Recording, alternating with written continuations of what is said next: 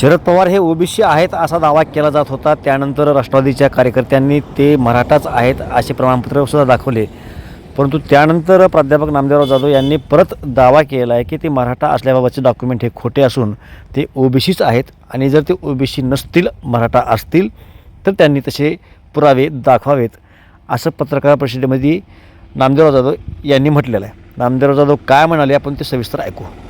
Pawar OBC असल्याचा तुम्ही दावा केला होता, मात्र आता शरद पवार हे ओबीसी नाहीत असं राष्ट्रवादी काँग्रेसच्या नेत्यांकडून सांगण्यात येत आहे। हे बघा, आमचा मूळ आणि ठोस मुद्दा हा जातीचा नंतर आहे। पहिला मुद्दा होता आमचा 23 मार्च 1994चा जो GR आहे, जो माझ्या हातात आहे, की या GR मध्ये जे 16% आरक्षण मराठ्यांचं ओबीसींना दिलं गेलं त्याचा जाब आम्ही शरद पवारांना विचारतोय। कारण हा प्रश्न मराठ्यांच्या जवळपास 5 कोटी मुलांच्या भवितव्याशी निगडीत प्रश्न आहे। माझे शरद पवारांवरती आरोप जे आहेत ते खाजगी नाही आहेत, व्यक्तिगत नाही आहेत, ते सार्वजनिक हिताचे आणि समाजाच्या रोजगार, शिक्षण आणि एकंदरीत सामाजिक स्थितीला धक्का लावणाऱ्या अशा सार्वजनिक प्रश्नावरती आहेत। आणि त्यावेळी ते मुख्यमंत्री होते आणि आम्हाला असं का म्हणावं लागतंय, हे पुढे आम्ही का बोलतोय। मी माझ्या पोस्टमध्ये पहिला हा GR टाकला होता आणि त्याच्यानंतर त्यांचं जे वन इंडियावरती जे आहे ओबीसी सर्टिफिकेट ते टाकलं होतं। लक्षात घ्या की प्रत्येक जातीच्या पुढाऱ्याला आपल्या जातीचा कळवळा असतो, हे स्वाभाविक आहे। छगन भुजबळ ओबीसींबद्दल ठामपणे बोलतात, इतर जातीचे नेते त्यांच्या जातीबद्दल ठाम बोलतात। मग शरद पवार हे एकमेव असे नेते आहेत की जे मराठ्यांबद्दल कधी ठाम भूमिका घेत नाहीत। ही आळीमिळी गुपचिडीची भूमिका नेहमी का असते? गेले 50-55 वर्ष आम्हाला असंच फसवलेले आणि तळ्यात आणि मळ्यातच बोलायचं, कधी सुद्धा स्पष्ट भूमिका मराठ्यांच्या बाजूनी शरद पवार घेत नाहीत आणि त्यांच्यावर विश्वास ठेवून मराठा समाज आंधळेपणाने त्यांना नेता मानत राहिला आणि मराठा समाजाचं नुकसान होत गेलं।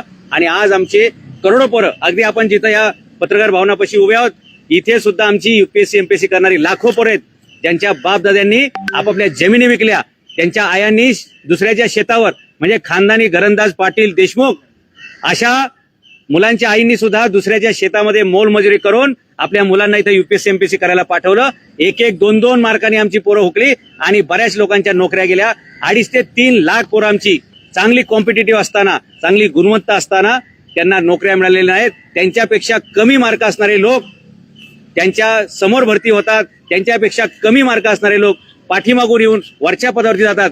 काय फक्त मराठा म्हणून जन्माला आले हाच त्यांचा दोष आहे का?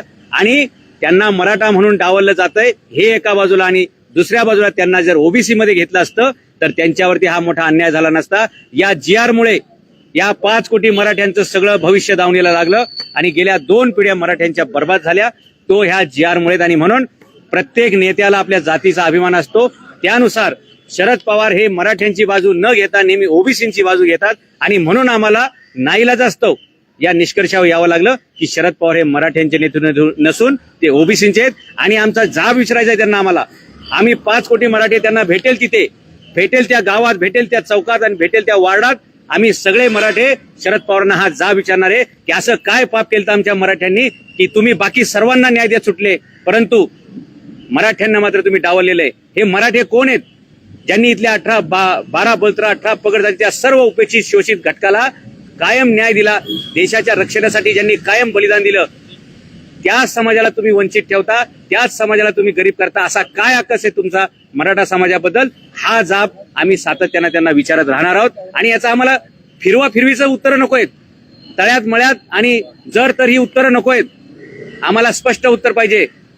काय म्हणता तुम्ही की माझी जात सगळ्यांना माहिती आहे, मग सांगा ना तुमचा जन्मदाखला दाखवा, त्याच्यावर काय लिहिलेलं आहे? माणसाची जात त्याच्या जन्मदाखले असते। मला 5 कोटी मराठ्यांना आणि संपूर्ण भारतीय लोकांना बघायला आवडेल तुमच्या दाखल्यावर नक्की काय दिलेलं आहे। दाखला काढताना तरी कार्यकर्त्यांनी नीट काढला पाहिजे, उगाच आलतू फलतू बोगस कागदपत्र काढतात आणि परत साहेबांची बदनामी होईल असं काम करतात। माझी विनंती आहे साहेबांना की साहेब चांगले अभ्यासू कार्यकर्ते, त्यांना संधी देत चला। हे असे कंत्राटदारांना संधी दिल्या आणि लक्षात घ्या, A ग्रेडचा विषय हा जर B ग्रेडच्या लोकांनी हाताळला तर त्याचं D ग्रेड व्हायला वेळ लागत नाही। आणि म्हणून महत्वाचा विषय अभ्यासू लोकांनी तो हाताळला पाहिजे। आयऱ्या गेऱ्या नत्तू खऱ्याचं काम नाहीये या विषयावरती बोलणं। कुणी उठतंय काही प्रतिक्रिया देतंय, प्रतिक्रिया साहेबांनी दिली पाहिजे, कारण साहेब अभ्यासू आहेत असा आमचा समाज आजही, बाकीच्यांनी बोलू नये या विषयावरती।